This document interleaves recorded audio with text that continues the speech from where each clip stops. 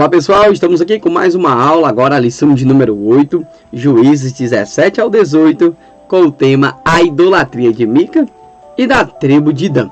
Já quero agradecer a você que é inscrito no canal, a você que é inscrita, muito obrigado. E a você que ainda não é inscrito, se inscreve no canal, deixa seu like, participe juntamente conosco. Nos ajuda aí, pessoal, a chegar aí aos 1000 inscritos, tá? A sua inscrição, ela é de muitíssima importância para mim, tá bom? Então vamos lá iniciar a lição de número 8. Como eu já fiz a leitura aí, lição de número 8, Juízes do 17 ao 18, a idolatria de Mica e da tribo de Dan. Leitura bíblica com todos, Juízes 17, do 1 ao 13. Eu peço a você, faça a leitura em casa e a gente já ganha tempo aqui na nossa aula, tá certo? Texto áureo. Então se alegrou o coração do sacerdote, tomou a estola sacerdotal, os ídolos do lar e a imagem de escultura e entrou no meio do povo. Juízes 18, 20. Verdade prática, não há lugar para a bênção de Deus onde impera o pecado e a idolatria. Pessoal, quer ser abençoado por Senhor? O princípio é obedecer. Não pode ter pecado e idolatria nas nossas vidas, porque isso nos afasta de Deus, e se nós estamos distantes de Deus, as bênçãos do Senhor também se distanciam, tá certo? Então vamos lá, introdução. Entramos na seção final do livro de Juízes, capítulo 17 a 21. Quando o escritor bíblico expõe a culminância da trágica decadência religiosa e moral de Israel, aqui ele já está dizendo que ele vai mostrar aí quão grande foi essa decadência religiosa e moral do povo de Israel. O povo escolhido corrompeu completamente e, ao invés de influenciar, foi influenciado pelos povos ao seu redor, tornando-se igual, até pior que eles. Pessoal, hoje nós estamos vivendo num momento de muita influência, né? A influência digital aqui, influência digital ali, tem muitas influências. Mas a pergunta é, você está sendo influenciado pelo mundo ou você está influenciando o mundo com o evangelho? Essa é uma pergunta que nos cabe, tá bom? Os capítulos 17 e 18, objeto da nossa reflexão nesta lição, retrata o caos religioso então instalado em Israel. Então você já tem aí uma grande noção do que nós vamos abordar aqui em nossa aula. Ponto 1. Mica e a idolatria familiar. 3 subpontos. O primeiro, a afirmação da idolatria familiar. O agravamento da idolatria familiar. A cegueira da idolatria familiar. Tudo isso, pessoal, dentro da família. Ponto 2, tribo de Dan e sua migração. Os 3 subpontos: a migração danita, a consulta danita, a espionagem danita. Ponto 3, tribo de Dan e sua idolatria. Seus 3 subpontos: parada estratégica, ruína total, caos espiritual. E depois aí a nossa aplicação, pessoal, já no finalzinho de nossa aula, tá certo? Ponto de número 1, Mica e a idolatria familiar. A afirmação da idolatria familiar. Havia um homem da região montanhosa de Efraim, cujo nome era Mica. O capítulo 17 de Juízes expõe a história de um ladrão confesso de sua própria mãe, que tomou-lhe indevidamente 1.100 ciclos de prata, ou seja, o cara roubou a própria mãe. A confissão de Mica está mais para alguém assustado com uma possível maldição do que propriamente arrependimento de sua ação. Igualmente, sua mãe, ao invés de discipliná-lo, reafirmando o ensino de inegociáveis balizas morais, mostra-se conivente com o erro e até o abençoa. Eita, aqui é sério, vou já comentar. Não havia zelo espiritual naquela família, mas pura religiosidade exterior. Olha uma coisa aqui, pessoal. O que foi aconteceu? Hoje acontece muito isso, né? Quando as famílias têm pessoas com dependência de usuários de droga, acabam roubando muito em casa, infelizmente, levando as coisas. Só que o que acontece? Essa mãe aqui deveria ter feito o quê? Repreendê-lo, mostrar para ele que havia uma base, havia uma baliza moral a qual ele deveria estar enquadrado. Então o que acontece? Ela não faz isso e, pelo contrário, até o abençoa. Então isso não mostra nenhum zelo espiritual. Quando a pessoa erra, Claro que nós devemos apontar, criticar, não. Mas também nós não devemos o que concordar, compactuar com o erro daquela pessoa. Eu acredito na transformação, na mudança, sem dúvida, tá certo? Então, continuando aqui, eu separei porque o texto é um pouco grande. Continuando. A degradação religiosa não parou por aí. Ao ser restituída, a mãe de Mica dedicou os 1.100 ciclos de prata ao Senhor. Tá certo? Então vamos lá. Entretanto, quando do efetivo cumprimento do voto, ofertou apenas uma parte desse dinheiro, 200 ciclos de prata, e para piorar a situação, entregou esse valor ao Oríveis a fim de que fosse confeccionado uma imagem de escultura e uma fundição para serem alojados no interior de sua própria casa. Olha só isso aqui, pessoal. Olha a degradação que estava. O pessoal pega e entregou ao Orível. Orível é aquele que trabalha com ouro. E foi feita aí uma imagem de escultura e foi instalada dentro da sua casa para adoração a esse tipo de imagem, tá certo? E Deus já havia falado para Israel que não deveria ter deuses, né, diante do Senhor. Violação clara à lei de Deus, lá em Êxodo 20, do 3 ao 6, cada qual fazia o que achava certo aos seus próprios olhos, tá certo? Então, aqui já está uma degradação, o pessoal estava vivendo sem lei e sem Deus, tá certo? Deus esteve a todo momento ali, eles é que não estavam reconhecendo como o Deus de Israel. Já o tópico de número 2, o agravamento da idolatria familiar. Fica comigo em ser-me por pai e sacerdote. Não bastasse os horripilantes atos já cometidos, Mica vai mais fundo em sua degradação religiosa ao consagrar um de seus filhos para que ele fosse por sacerdote. Pessoal, nós sabemos que o ofício sacerdotal era direcionado por Deus. Não é simplesmente, eu vou aqui levantar esse ou aquele como sacerdote. Não. Primeiro tinha que vir da tribo de Levi, tá certo? Tinha que ser da tribo de Levi. E ainda tinha que ser direcionado por Deus para ser levantado. E hoje, trazendo para hoje, o que acontece? Muitas pessoas se autodenominam pastores e acabam abrindo congregações, tá certo? Não é assim, as coisas não devem ser dessa forma. Com isso, Mica praticou no mínimo 3 irregularidades religiosas. Que irregularidades foram essas? Vamos dar aqui continuidade.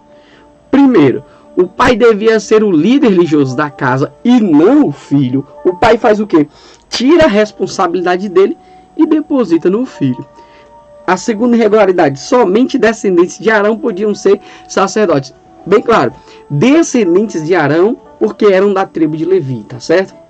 De outras tribos não poderiam. E o 3, os sacerdotes deviam dedicar-se a toda a comunidade de Israel e não a indivíduos ou família. Pessoal, olha só uma coisa interessante. Ele levantou o sacerdote para dentro da sua casa. O sacerdote não era para estar dentro da casa. Hoje muitas pessoas dizem assim, você é o sacerdote do lar, sacerdote do lar. Naquele tempo o sacerdote era para estar lá, não dentro da casa, mas ao serviço do povo. Não era para um indivíduo, é para toda a comunidade, tá certo? Então a gente tem que entender isso aí. O que ele fez? Ele causou uma irregularidade, trazendo o sacerdote para dentro da sua casa. E outra coisa, ele não assumiu a liderança, ele colocou sobre as mãos de um de seus filhos, tá certo? Mas o pecado conduz o homem a situações cada vez mais deploráveis. Não satisfeito, Mica não perde a oportunidade de contratar um levita para oficiar como sacerdote em sua residência. Tudo com o objetivo de tentar legitimar seu santuário particular. Apesar do evidente descompasso de sua expressão de fé com as relações da palavra do Senhor. Pessoal, é o seguinte, nas nossas casas nós podemos sim hoje ter ali o nosso cantinho de oração, nosso momento de oração. Mas aqui foi o que ele fez, ele queria que um levita viesse oficialmente trabalhar dentro do seu lar. Não, eles tinham que estar onde? Lá no tabernáculo, tá certo? Então, você pode sim hoje estar no seu momento de oração, na sua casa, com a sua família, sem nenhum problema. Mas aqui não, os sacerdotes não poderiam fazer isso aqui, tá certo? Então vamos lá, dando continuidade. Ou seja, o sacerdote ele não poderia ter partido, não poderia ter particularidade. Ele é imparcial, tá certo? Assim os pastores também devem agir dessa forma. O pastor ele é dado à igreja, então o que ele tem que estar sempre pronto para poder direcionar as ovelhas sem fazer o que? Segregação. Né? Hoje as pessoas chamam de panelinha, né? Mas sem segregar. Ele tem que estar ali pronto para poder lidar com todas as situações. Continuando, já o tópico de número 3, a cegueira da idolatria familiar. O mais interessante aqui, pessoal, é que ele cai e sai puxando toda a família com ele. Então disse Mica: sei agora que o Senhor me fará bem, porquanto tem um levita por sacerdote. O cara achou que por ter um levita por sacerdote, o Senhor faria bem a ele. Ele estava totalmente o contrário. Neste momento da narrativa bíblica, Mica considera que sua religiosidade, enfim, seria recompensada pelo Senhor. Pessoal, religiosidade nenhuma vai trazer a bênção de Deus para nossas vidas. Pelo contrário, tá certo? O Senhor não quer que sejamos pessoas meramente religiosas, pelo contrário. A verdadeira religião é o que? É ajudar as viúvas, ajudar os órfãos, é fazer algo. Isso é a verdadeira religião, como o Tiago vai dizer pra gente, tá certo? Tem pessoas que querem viver uma vida de aparência, uma vida de religiosidade. Tudo é pecado na vida dos outros, mas na vida dela não é, tá certo? Afinal, agora tinha seus ídolos, seu santuário e um levita consagrado como sacerdote e devidamente remunerado para isso. Ele achava que agora estava resolvido, tá certo? Contudo, Mica tinha um zelo apenas exterior, construindo todo um santuário de aparência de adoração. Seu propósito era o benefício próprio e sua motivação estava baseada não na fé, mas na superstição, praticando uma religiosidade superficial, misturada com pessimismo, com péssimos costumes espirituais dos povos pagãos. Olha o que o cara estava pensando. Tem um altar, tem um sacerdote, agora estou bem com Deus. Aparência exterior, mas dentro do seu coração, dentro de si, ele não estava cumprindo os padrões a qual Deus tinha estabelecido. Tópico 3, continuando aqui, texto um pouquinho maior e eu quero deixar assim para que a letra fique até melhor, para que você possa ver. Interessante perceber que o colapso espiritual da família de Mica não se materializou em ateísmo, negação da existência de Deus. Menos mal, tá certo?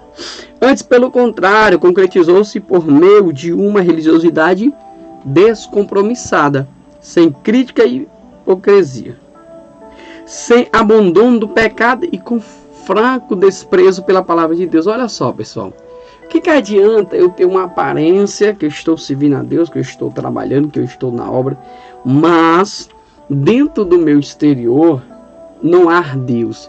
E aí, deixo bem claro o desprezo pela palavra de Deus. Quando é que tem um desprezo? Quando eu deixo de cumprir. Então a religiosidade acaba tomando conta, tá certo? Sem dúvida, as expectativas de Mica eram completamente equivocadas, pois devemos adorar o Senhor não conforme o que achamos como certo ou errado, tampouco de qualquer maneira, mas em espírito e em verdade. Então, eu não posso servir a Deus conforme, eu acho que deve ser assim. Não, assim é certo, assim já é errado. Mas fulano está fazendo assim, é certo, ciclano está fazendo assim, é errado. Não.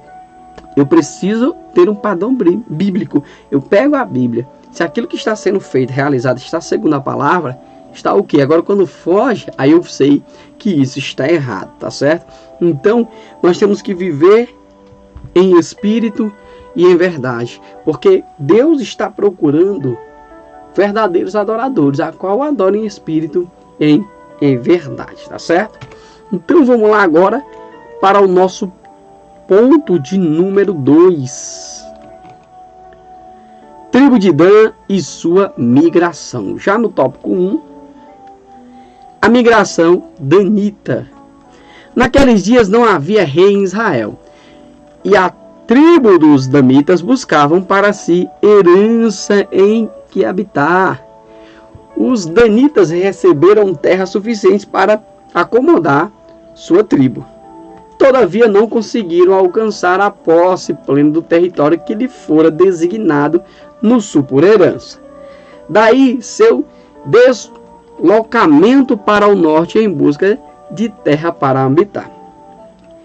Em verdade, a tribo de Dan padece do mesmo desassossego e infelicidade de Mica por conta da concepção idólatra que possuiu a respeito de Deus, retratando mais uma vez o declínio espiritual de Israel. Ao invés de guerreiros cheios de fé e corajosos, compromissados com as batalhas do Senhor, a tribo de Dan optou por intimidar seus compatriotas israelitas e atacar uma cidade indefesa. Pessoal, olha só aqui o que foi que eles fizeram.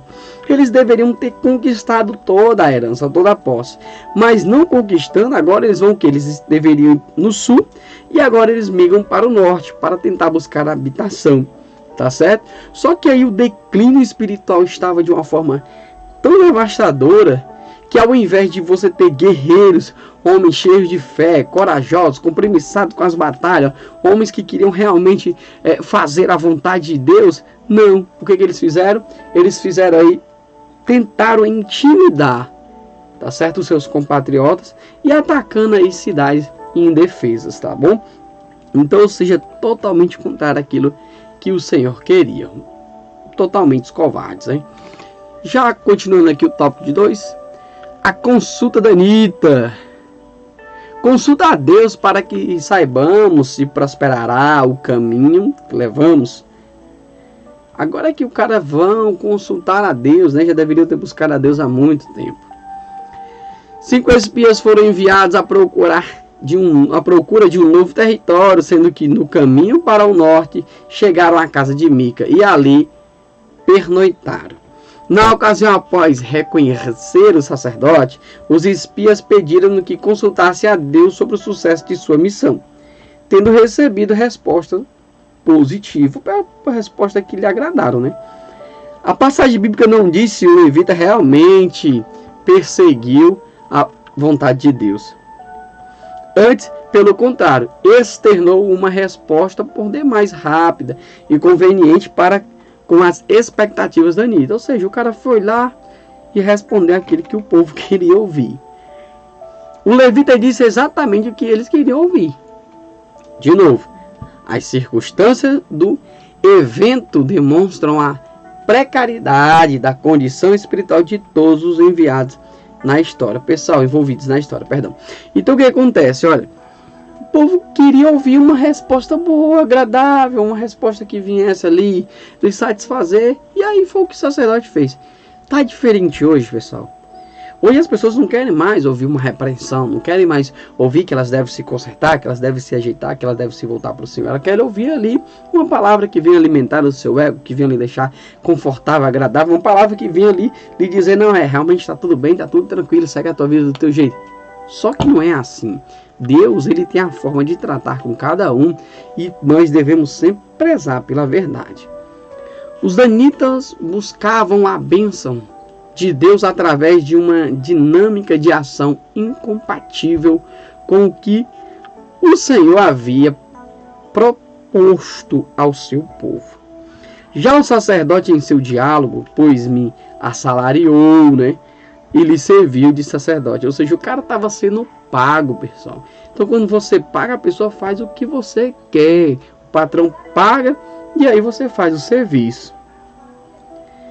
Astutamente deixou submetida sua disposição de atuar como sacerdote para que lhe pagasse melhor.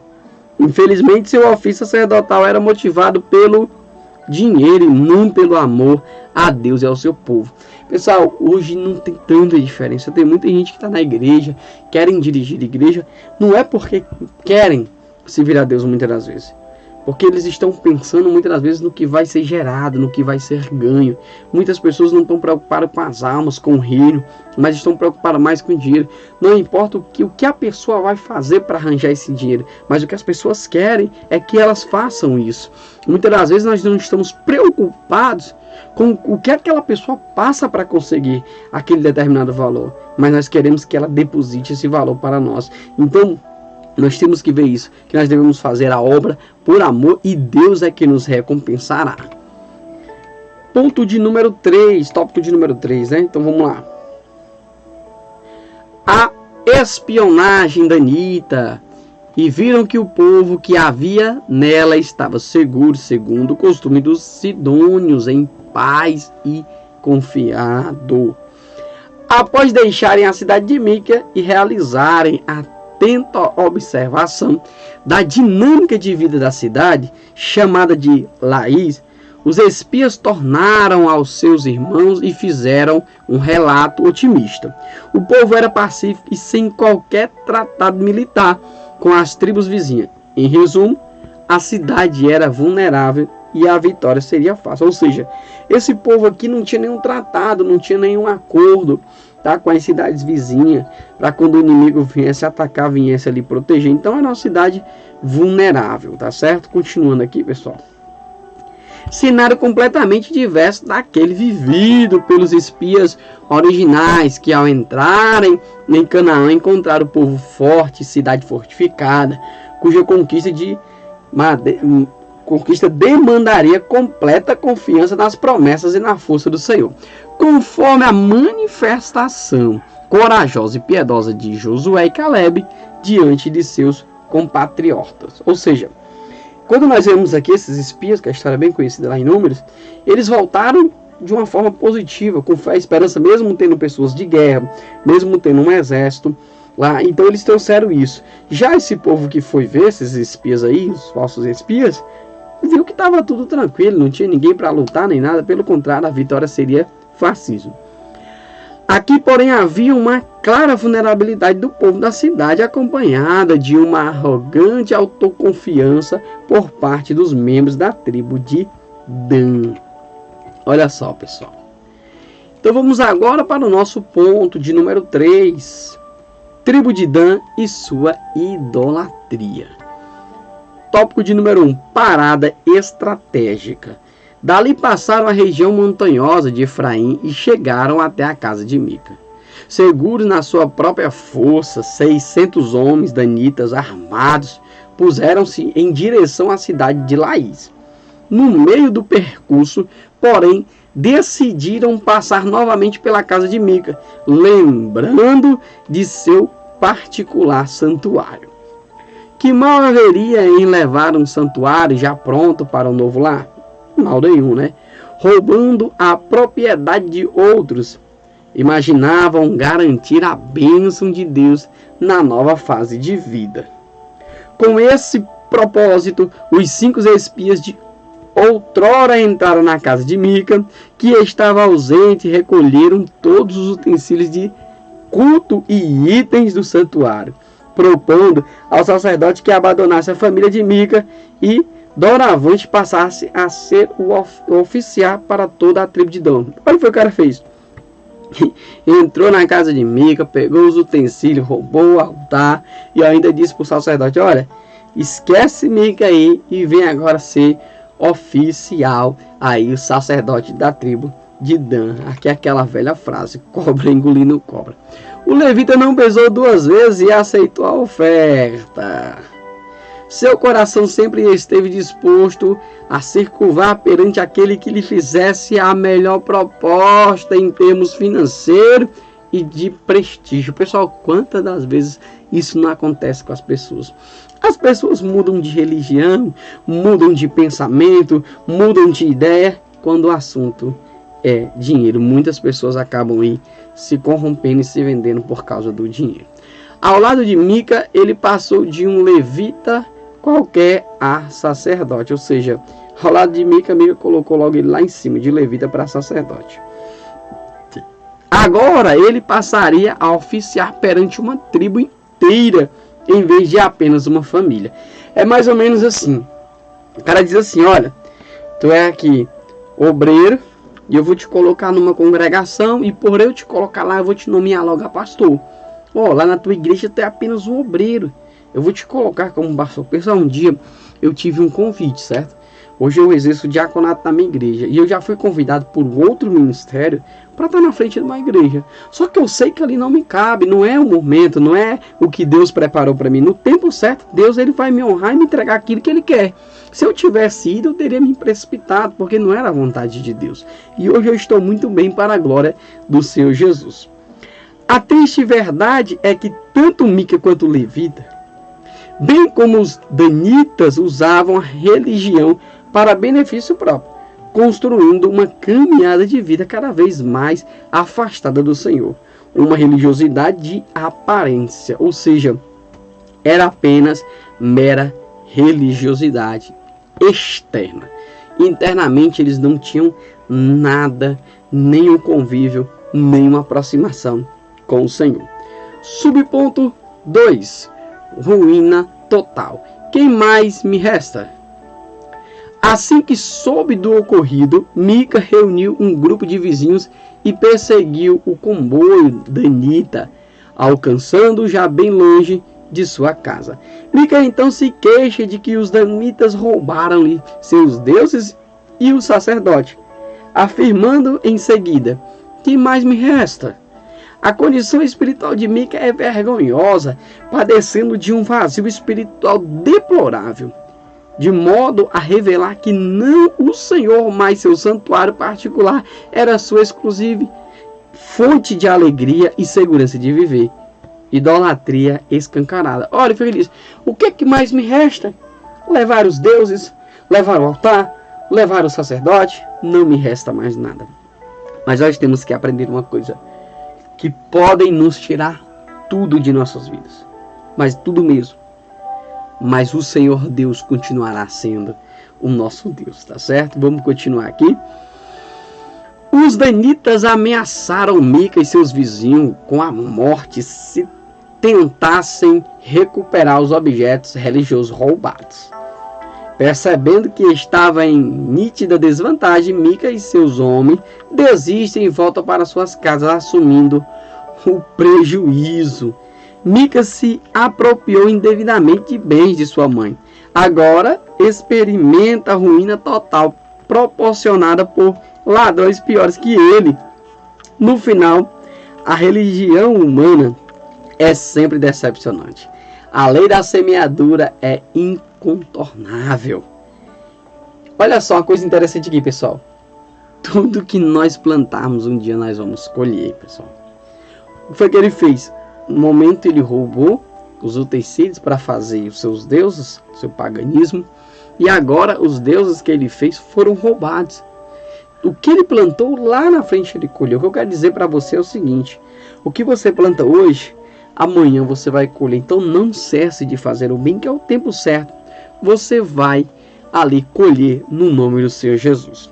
Ironicamente, todas as personagens dessa trágica história são profundamente religiosas. As condições espirituais de Israel eram calamitosas. Era uma situação, uma calamidade grandiosa, tá certo, pessoal? Tópico de número 3. Causa espiritual. Os filhos de Dan levantaram para si aquela imagem de escultura. Os danitas conquistaram a cidade de Laís, queimando-a por completo. Após reconstruíram a cidade, rebatizando-a de Dan, passando a nela habitar. Portanto, a campanha militar de ocupação daquele território foi bem sucedida.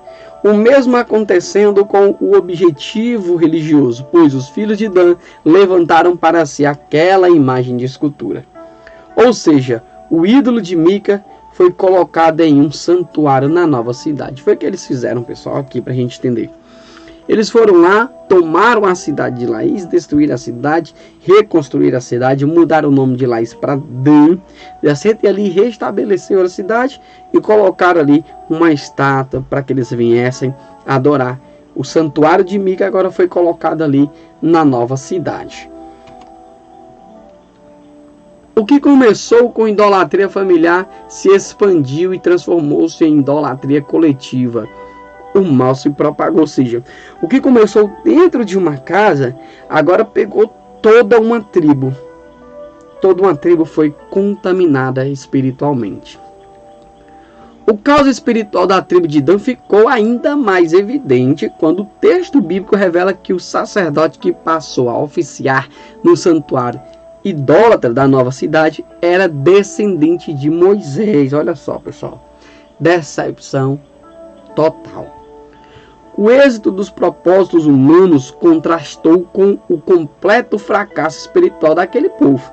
Afinal, de que adianta viver uma vida carnal, embora religiosa, ganhar o mundo inteiro e no final perder a sua alma? Não há lugar para a bênção de Deus onde impera o pecado e idolatria. Como é que esse povo poderia ser abençoado se eles estavam ali afundados no pecado e na idolatria? Aplicação pessoal: não podemos manipular a Deus com uma vida religiosa superficial e idólatra.